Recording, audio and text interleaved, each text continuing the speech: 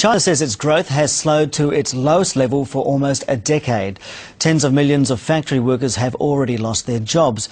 But the real problem for the government is the country's graduates, who are now unexpectedly unemployed. ITV's John Ray explains. China isn't working. The biggest jobs market in the world has come to a crushing halt.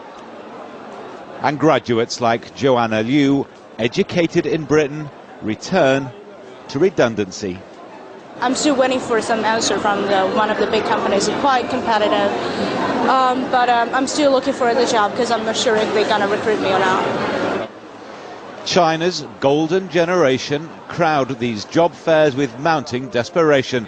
And today, for Joanna, only disappointment. Was the assistant was general manager. I think more than 20 years they want to get this job.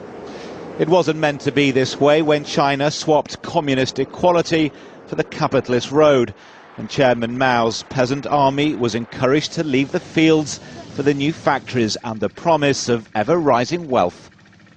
Here there are perhaps 20 graduates chasing every single job, tens of thousands who will find no work at all.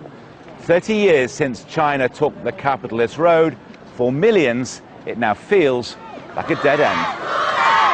As boom turns to bust, so communist leaders warn of the dangers of social disorder.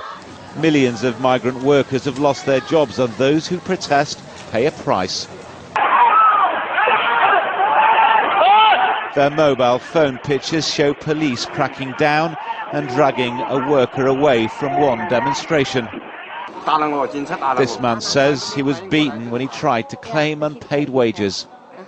But China's rulers' real worries will start if disillusion spreads to the middle classes.